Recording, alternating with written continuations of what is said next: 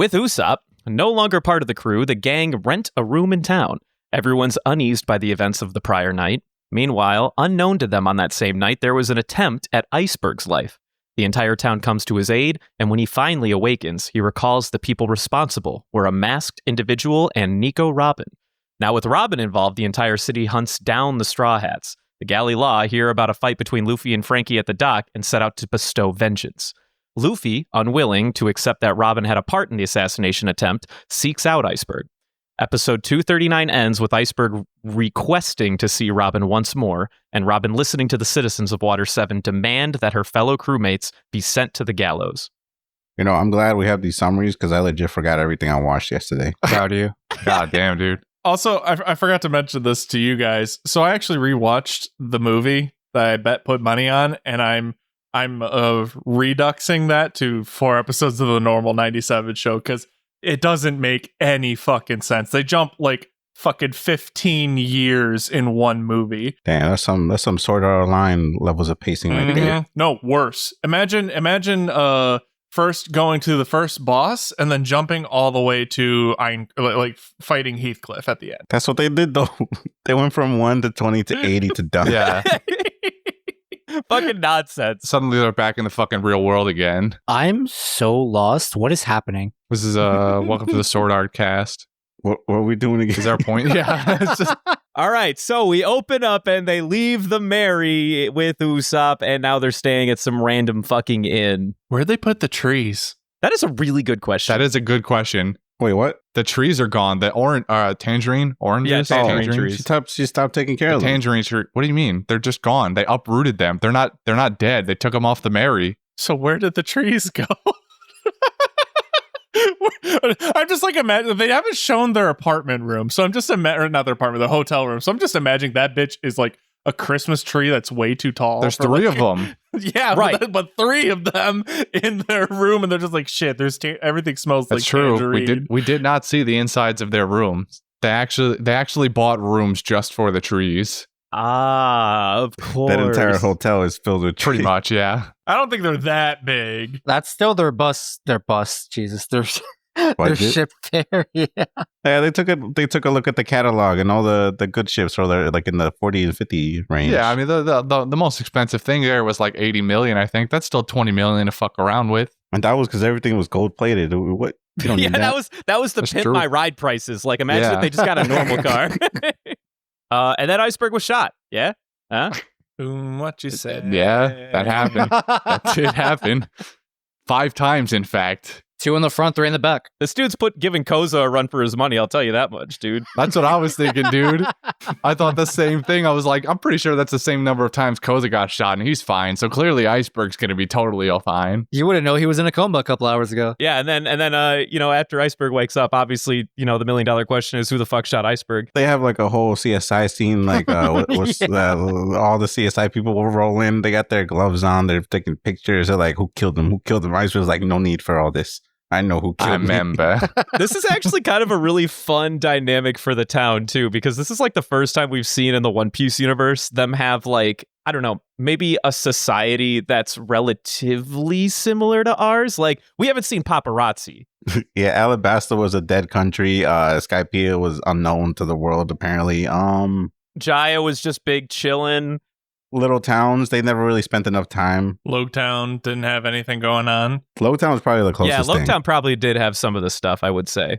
I would imagine. If we spent enough time. But they spent like 2 days in there because Oda wanted to reach chapter 100 or some shit. Yeah, because Oda wanted to make sure that they crossed the peak or whatever by chapter 100. So he's like, hey, you see all of these cool characters I've introduced? Gone. Whack. So yeah, Iceberg points at a 5-year-old called Robin. He's like, I remember those eyes. I seen those eyes. Even though I'm positively sure he never actually met her. He just stares at a photo and says, I feel like that is 100% true. He has not met Robin in her adulthood. As an adult. He just keeps that fucking wanted poster around when she was like 8 years old. And he's just like, no, yes, I know those eyes anywhere. Does a person keep their eyes? Is that a thing? Yeah, for the most part. A normal human person in the real world from 8 to 20 something, your face changes a lot. But her wanted poster to her just looks like the way AI handles aging, where it just kind of like puts a little bit of wrinkle on you and calls it a day. They made her taller, and her specifically in her face, her cheeks are less chubby. That's like literally the only difference between her now and 8-year-old her. So yeah, they're like, oh shit, it's Robin. Who's she rolling with? They call up the world government. Government's like, let me check the database and do a little bit of hacker maneuver. Like, she's with the straw hat. Smoker said so. And now the straw goons are fugitives Again. We don't know why Robin and so Robin was hanging with the big dude that we saw in those previous episodes. CP9 man. Yeah, that was mostly supposed to be a joke. I didn't think she was really going to become a government assassin. I didn't actually think that we were engaging her in government affairs. Why do you think this is a government thing? I think it's a government thing. She's like what? 30? Do you think she could have taken down Gold Roger's crew? No. Is that how Gold Roger died? Oh, stop that. She brought him in. Jordy. I don't think she was old enough around for Gold Roger. I don't She think was like that's 10, right? That would have been about when she was 8. Oh. Wait a minute. Okay, we're making a few too many connections here. We got to be careful. What do you mean? We're striking gold here. Okay, so you're telling me that the reason why Gold Roger was executed 20 years ago and that it lines up with Robin being 8 years old, 28 in this timeline, was that they were one and the same thing and that Gold Roger's secretly alive and we're going to meet him in this universe. I didn't go that far. No. Gold Roger's dead. Robin joined Gold Roger's crew, betrayed him. The fleet of ships that they say she destroyed when she was 8 is Gold Roger's fleet. But obviously she wasn't stronger than Gold Roger. But at that point, he was weakened enough for the government to step in and come capture him and then execute him. Golly, dude. Timeline matches up. It's making too much sense only as long as Robin is 28 years old. She is 28. That I can say beyond a shadow of a doubt. Hmm? I was just gonna like laugh at all this and be like, just tell the audience like, hey, for all you goons out there, feel free to laugh at us when this comes out. But if this comes out to be true at some point down the line, I'm gonna be very upset. I'm going to be the happiest man on this podcast. I do want to point out, like, part of the CSI investigation thing, the investigators did point out that there was no signs of like breaking or entering, that like all the doors were still intact, no locks were busted. There, what did they say specifically? Like no signs of nobody locks their fucking doors in this universe. I don't know. I'm just saying, like, in my vacuum of me thinking how this went down, how did they get into the room? Assuming that like there's no way to get in without being seen. I don't think it actually happened. Think he shot himself? How do you shoot himself in the back? Simple. Strings. I don't know. It's fucking One Piece logic. Simple. So do you think he actually got shot, or do you think like that is all lies or something like that? Part of me feels like what's happening is that he's actually controlling the dude who's did the CP7. Okay. Robin's under some form of charm or like effect that's not allowing her to make her own rational decisions. And it was manipulated by him so that it makes the Straw Hats look bad so he could justify going after them. My only concern with this theory is that we tune into his own internal monologue of him wondering what Nico Robin and this tall dude could want. Why would he be having this internal monologue if he's the one who set this all up? Red herring. But it's an internal monologue. The best way to make a lie sound true is to believe it yourself. You're trying to connect dots that aren't there, dude. Just admit that he probably didn't shoot himself. I don't know, man. Like I like where we're at here. I'm thinking that I think he manipulated a plan to make the Straw Hats look bad. Your theory makes a lot of sense if we don't get that internal monologue of him just chilling in bed. What exactly is he going to gain from blaming Straw Hats? What does he actually want then? A scapegoat. For his attempted murder or for something else?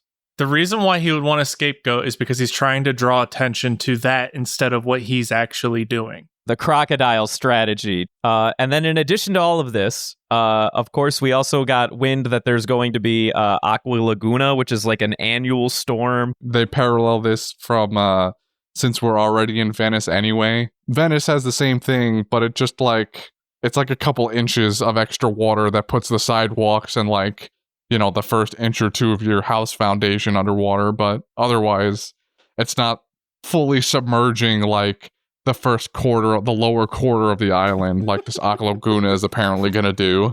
Yeah, like entire buildings will be underwater by the end of Aqua Laguna. Yeah, you would never tell. Whatever cleaning service they have for those houses is mwah. And then, of course, the highlight of the episode is we finally meet the Franky. Baby. I'm Water 7's #1 super guy, the face of the underworld, and you know why. I'm the man with the plan, the power and fame, and people everywhere call out my name. Wow! Franky! Is that the same voice actor for what's his name? Say it. Bon Clay.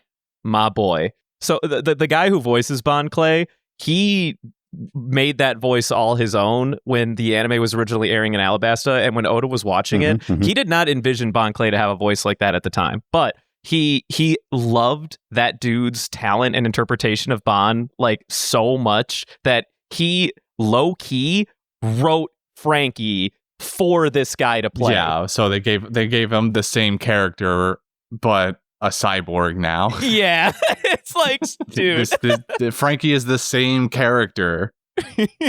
I will say on one hand, the dub for Franky, he's not my least favorite dub that we have in the cast, but he's a very different flavor. Yes. But anyway, so yeah, this dude Franky, he's a cyborg. He is, I guess. He's something. I just like the fact that his power is based on if his hair is up or down. I know. He goes, I'm out of fuel. My pompadour looks like a tail or something. A wet noodle or something like that. It's powered by whatever fuel he runs on for whatever reason. Wait, let's stop here before we go any further. Okay, one, I want to know you and Devon's reaction to Franky, showing off. Then two, when you answer that, what do you think his fuel is? What is the fuel? Maybe that's what he needed 200 million berries for. Some expensive new premium fuel. I like this. This is good. This is something. I mean, it's probably gonna be stupid, like just food or something like that. But I don't know. Carbohydrates his power, Devon. Ichiraku ramen. It could also just be the power of spirit or something like that, because he's got energy for days. Considering his biggest move is just compressed air, you don't just think it's like just air in general? No, because then he would just suck in more. Yeah, because then he would always have fuel. No. He needs like a super compressor. I don't think he's pneumatic.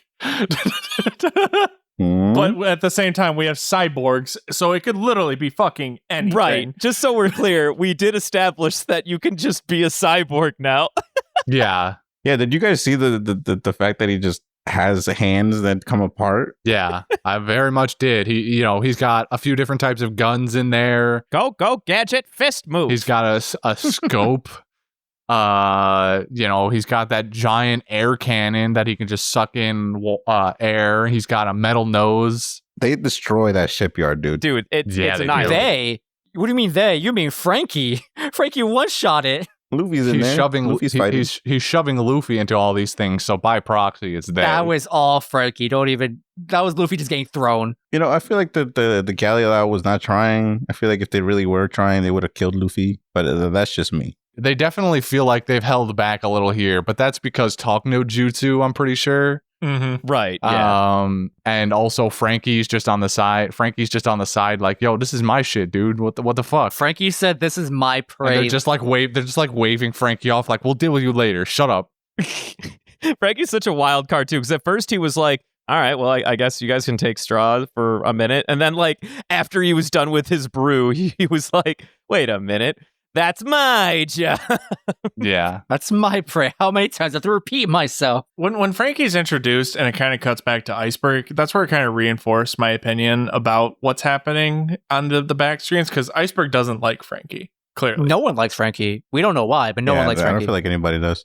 So there was a thing in 239 that I wanted to take note. Go on. Throughout all these 3 episodes that we watched, it was 3, right? Yeah, 3. Yeah. They really, the animators really went all out, because, dude, we skipped through so many little hallways and so many little sides but they had so many things to do. I was like, when did they have the time to draw all these backgrounds and all these little sections of the city? Jordy's like enamored by the fact that there's all these throwaway fucking set pieces. It was like 3 seconds of a scene, and it had a whole background and Luffy running in a certain animation that they couldn't redo again. It's like, that's a lot of work. I was actually kind of noticing, I feel like there's a little bit of animation here that that one animator for the Baron Omatsuri movie was definitely doing some work on, because there's a few panels in there that was very reminiscent of his style. Yeah, you can tell when a lot of it's like not linear, like it's a little janky. The lines are not straight. They're like wiggly. Right. Yeah, exactly. That's what I'm saying. Hell yeah. It reminded me of the fight between Croc and Luffy at the end. Those lines were janky too, and I thought like something crazy was gonna happen. And something crazy did happen. The Franky final blast. What do you call that? Coup event. The coup event. Yeah. That thing is crazy. It is a very powerful shot, but it takes forever to fire off in the first place. It's a hyper beam. Pretty much. What the hell?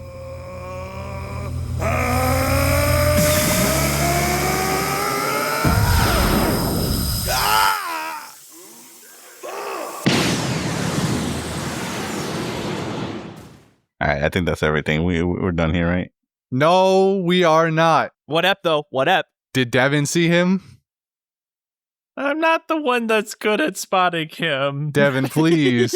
You were the guy. You were the active watcher guy. I was distracted. Oh, well, he was in 238. Yeah. Where was he? When Franky and Luffy are just starting to fight, there's a crowd gathering. Nami's like cheering him on in the background. And she's the main portion of the shot, and then like right underneath her arm is Panda Man just chilling there. Yeah, that's a good Panda Man drop. That's a solid one. That's a good Panda Man.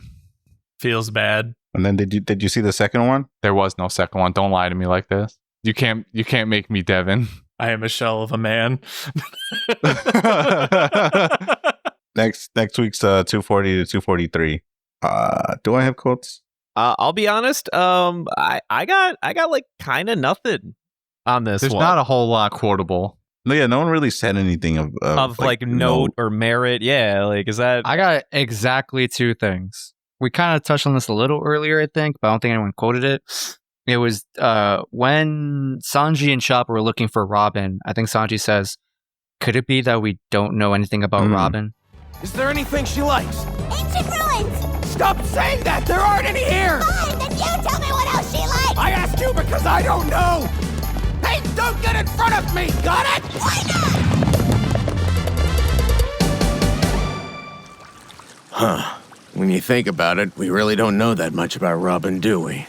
For most of them, they could probably guess at like what they enjoy. Like you could go up to Sanji and be like, well, he enjoys cooking. He's looking for all blue. Zoro wants to be the strongest swords guy. He likes the swords. He likes lifting weights. He meditates. Chopper likes the medicine. He likes the reading. But Robin, you get to Robin and you go like, She likes ruins. yeah, she likes ruins. Also, she likes ruins. She likes ruins. They forgot that she likes reading in there. Like, Yeah, that I one feel a like little- that was a missed opportunity. But and otherwise, like, coffee. Maybe she went to the local coffee lounge, man. Like, come on. You know, you're not wrong. At the very end, we see her at a cafe. true. I can guarantee you that since she joined in Alabasta and now it hasn't been more than a month. I would agree with that. Probably. Skypiea took place what, like 2 days? Literally Yeah, 2 days. Skypiea was like literally 2 or 3 days. So far, here in Water 7 this is only the second day so far. This one was by Franky because I thought it was fucking funny.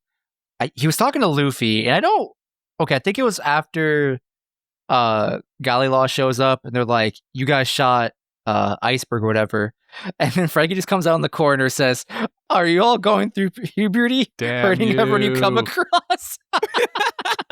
I mean, he's not entirely wrong. but No, only he's like very 16 or correct. something. I love this quote. This quote is ridiculously accurate for no reason.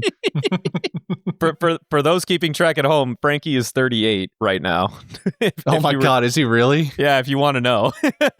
Shit. All right, but moving on then. All right, were there any other quotes? Chris, or Justin, do you have another one? Nope, that was it. Christian, you got a second one in the pocket? Well, the only other one is from Nami. Right before Luffy catapults himself into the main office, she goes, Now, Luffy, just remember that we're also being chased by the entire island. Make sure you get some idea beforehand of where he is and seize the opportunity to carefully sneak in." And then Luffy rockets himself through a window going, "Hey, Iceberg, where are you?" They like give it a solid second and then they look at her and she goes, I thought just came to me that like, I wonder if they're going to do something with Usopp on the Mary and like getting assaulted by the townspeople because or even the Galila people because they know where the boat is. Because it is like kicking that man when he's down, clearly. All right, so moving on. What do we got? Golden Ham. I think we've got a unanimous pick here, guys. Are you ready for this? Do we? Tyrannosaurus the rat. No, I was going to say Usopp, remember? Just because. Go on. Fight for it. I am fighting for it. Get the fuck out of here. You know who I really enjoyed? He only had one line. Zoro. They were reminiscing. They were like, "Oh man, poor Usopp. He's still injured." And he's like, "Don't talk about him. He's dead to me." Nah, get out of here. I'm always down to vote for Zoro, but I'd rather hear some other recommendations. We're not going to give it to the Frankster on his first introduction. Come on. Nah. He blew the fuck out of the shipyard and shit like that. Absolutely. My vote's for Franky. But that mouse, though. Stop it. Look what you've done, Christian. He really voted for the mouse. Don't you dare. Now, there's not a lot of good passes on the golden ham this week, but I could give it to Franky. So, Franky, then. I guess. Reluctantly, sure. Eat shit, haters. All right, you gave me that. I'm going back to Zoro. I don't care if All right, I vote for the mouse again. I vote for the mouse. It's a tie. Wait. Oh my God. You know what? Tyrannosaurus, you the winner. Oh my God. Brendan. I like when we all come together under pettiness for this. Justin, I hope you know that it was his last little comment that ruined that whole vote. Could have been there. Oh my God. Stop. Justin, remember, you invited this guy. This is your guy. What? I was the one invited on this podcast. What do you mean? I don't know that we invited you. You kind of just like stuck around one day. So what are we doing next? It's my trivia now. Welcome, ladies and gentlemen, to Brendan Trivia. Oh, yeah. And I will be your host this fabulous evening. Brendan, are you ready? Why, yes, I am, sir. And might I say, what a lovely suit jacket you're wearing this evening. That's a t-shirt. All right, your first question is, who sings the original One Piece opening? And I will specify the Japanese one. Okay. I don't think I have a chance in hell then. Dreamin'. Don't give it up, Luffy. Dreamin'. Yeah, I've got nothing. The answer is Hiroshi Kitadani. It was composed by Kohei Tanaka, and Shoko Fujibayashi wrote the lyrics. Listen, I respect all of you guys. That was all those content creators. I don't got the time to commit Japanese names to memory 9 times out of 10. I don't generally commit those to memory either. I just enjoy the fruits of their labor. As you should. Moving on. I suck. Your next question. True or false? Crocus and Laboon were removed entirely from the 4Kids dub. True. I know that one. They did what? They did what to my boy? That entire thing did not exist in the 4Kids What? dub. How dare they? I know, dude. It's wild. Not my Laboon. I'll just say right now that would have been a huge plot hole when you find out Laboon is actually the Pirate King. On the subject of plot holes, removing these two characters and their subsequent scenes create a huge plot hole in the show, explaining how the gang learned about lock poses and how the Grand Line works. So all the information never got explained. Yes. And that's why 4Kids is dead.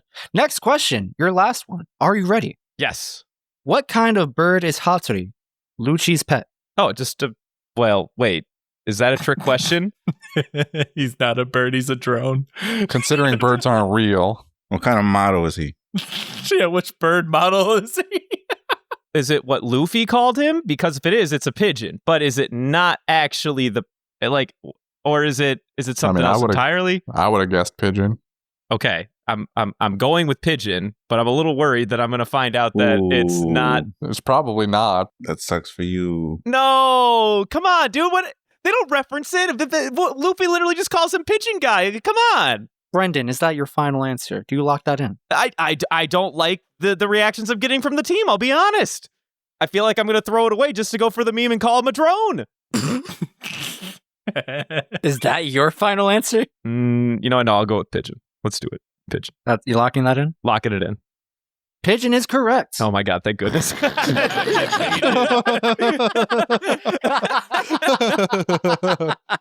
He almost got you. Yeah, it's a pigeon, idiot. I'm thinking about it. I'm like going through the ideas. I'm like, wait a minute. There's a reason Jordy would put this on the list. It's got to be there's got to be like a small niche thing in there. Like Luffy's an idiot. He'd call any white fucking bird he'd come across either a seagull or a pigeon. It's true. Yeah, no, that thing was so simple. It was like one of those questions where like the answer is 3 and you're like, I got that too quick. That can't be right. That can't be right. I'm not normally this good. All right. Well, that's it. Devon, do the thing. Do the thing. If you would like to reach us, you could call us on Twitter at Panda Sightings. and Instagram at Panda Sightings. You can also email us questions at pandasightings@gmail.com. But all right, thanks everyone for listening. Bye-bye. Bye-bye now. See ya, suckers. We got your views.